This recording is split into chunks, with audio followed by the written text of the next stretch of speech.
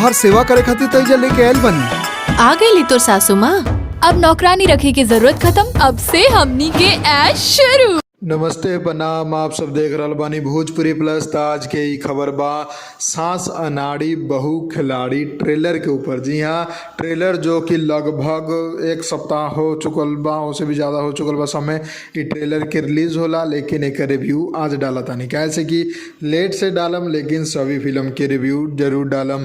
तो आज जो ट्रेलर लेके आयल बानी, ई ट्रेलर बा सास और पुतोह वाला ट्रेलर। जी हाँ, ये में बेटों के रोल बा, कैसे बेटा न रही तो सास पुतोह कहाँ से आ जाई। तो ट्रेलर की जो स्टोरी बा वो कुछ ए प्रकार दिखावल गईल बा कि अपन सास के गांव से बुला के जोन बहू और बेटा होले ओकरा से नौकरानी की तरह काम करवावेले और साथे ही ओकर पेंशन से ऐश करेले, मौज मस्ती करेले।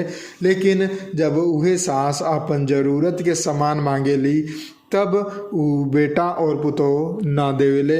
यहाँ तक कि बीमार भी होखेली तब भी ओकर दवाई खातिर भी पैसा खर्चा ना कइल जाला, इतना ज़्यादा ऊपर इग्नोर कइल जाला। तो ओकरे बाद जब सास आपन रूप दिखावेली तो का होला, उहे ई ट्रेलर के कहानी बा कि पहले सास के पेंशन के पैसा से बेटा और पुतोह मौज करेले, लेकिन बाद में जब सास ओकनी के छोड़ के चल जाली और आपन पैसा से खुद ऐश करेली बेटा और पुतोह के सबक सिखावे खातिर, तो एगो मनोरंजन फिल्म बन के ई तैयार हो गईल बा। जोना के ट्रेलर आप लोग V4U भोजपुरी यूट्यूब चैनल पर देख सकतानी। जोना में कोनो बड़ा स्टार ता ना बा, लेकिन एक्टर सब ए में भी दमदार बा। स्टार कास्ट के नाम कहीं तो श्रद्धा नवल, कंचन मिश्रा, प्रिया दीक्षित, लाडो मदेशिया, प्रेम सिंह और भी अनेकों कलाकार बड़े।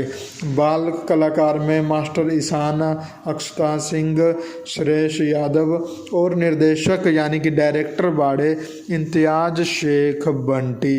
और इतना जोन मजबूत कहानी पर पैसा लगौले बाड़े बिना स्टार कास्ट के वो बाड़े संदीप सिंह जी, अंजनी तिवारी और नीलाभ तिवारी जी की फिल्म पर पैसा लगौले बाड़े। तो फिल्म के निर्माता बाड़े। ट्रेलर आप लोग जाके देख सकतानी V4U भोजपुरी यूट्यूब चैनल पर रिलीज़ हो चुकल बा लगभग 17 फरवरी के आसपास, और बहुत ही मज़ेदार ट्रेलर बा। फिल्म जैसे ही यूट्यूब पर चाहे टीवी पर आई आप लोगन के ज़रूर ओकरो जानकारी हम दे देम। फिलहाल ये बताई आप लोग ये ट्रेलर देखनी कि ना देखनी, या फिर स्टार कास्ट के बीच में ही फसल रह गइल बानी, पवन खेसारी ही करत रह गइल बानी।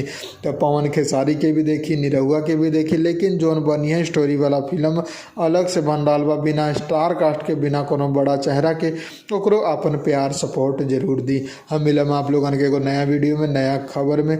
जय हिंद, जय भोजपुरी, प्रणाम।